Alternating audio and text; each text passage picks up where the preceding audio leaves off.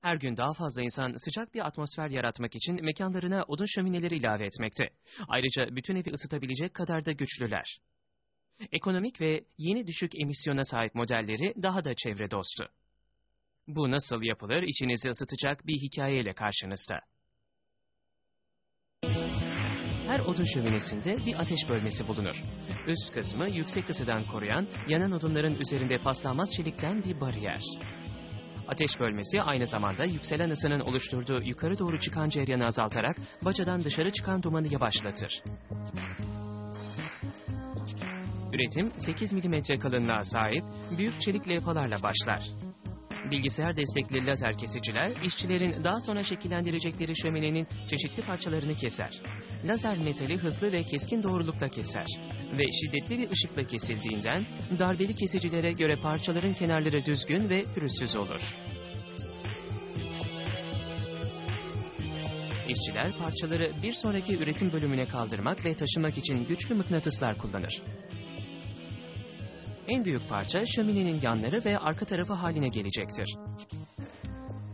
Şekillendirmede baskı pres denen makine kullanılır. Bilgisayar destekli bu büyük hidrolik pres, tam istenilen noktalardan çeliği büker ve şekillendirir.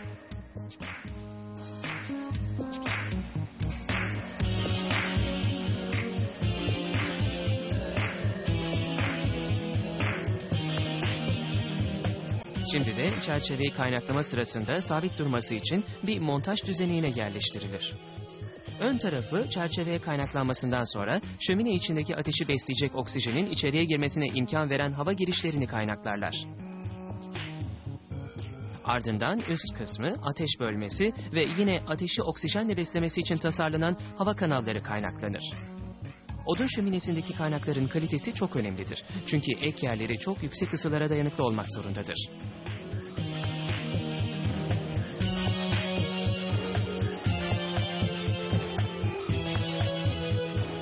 Şimdi de şöminenin alt kısmı kaynaklanır. Ortasında közün alttaki kül tepsisine dökülmesini sağlayan bir delik bulunur. Baca halkası da kaynaklanır. Bu çelik halka şömineyi baca çıkışına kadar ilerleyen baca borusuna bağlayacaktır.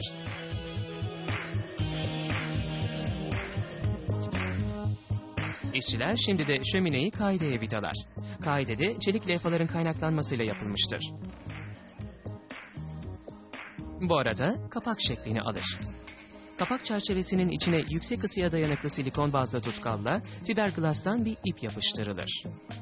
Bu şerit kapaktan içeriye hava sızıntısını engelleyerek ateşin kontrolden çıkmasına mani olur. Kapağın üzerine kilitleme kodu da yerleştirildikten sonra menteşeler kaynaklanır.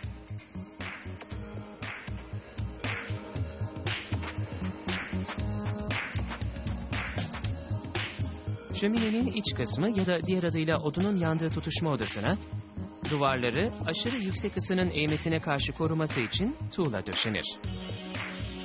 Tuğlalar zamanla bozulur ancak onları yenilemek kolaydır. Son yerleştirilen çelik parça kül tepsisinin tapasıdır. Otomatik taşıyıcı şömineyi boyahaneye ulaştırır. Burada robot kollar ısıya dayanıklı boya kullanarak yüzeyi kaplarlar.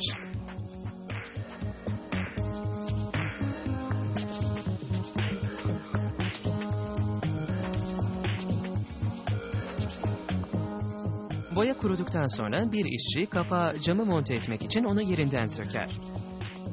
Bu evinizin penceresindeki camdan değildir. İçindeki seramik 1090 santigrat derecelik ısıya kadar dayanıklı olmasını sağlar. Cam panellerde yerlerine yerleştikten sonra işçiler süsleme unsurlarına geçer ve bilgi veren çıkartmaları yapıştırır.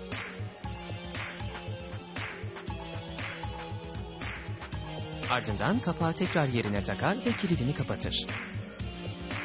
Üzerine şirket logosu perçinlenir. Ardından arka tarafına bir pervane yerleştirilir. Bu pervane şöminede oluşan ısıyı dışarıya üfler. Odun şöminesi fabrikayı terk ederken üzerindeki boya kurumuş ancak henüz sertleşmemiştir. Şöminenizi yaktığınız ilk seferde oluşan sıcaklık boyayı sertleştirecektir. Ve artık arkanıza yaslanıp ayaklarınızı uzatarak tadını çıkartabilirsiniz.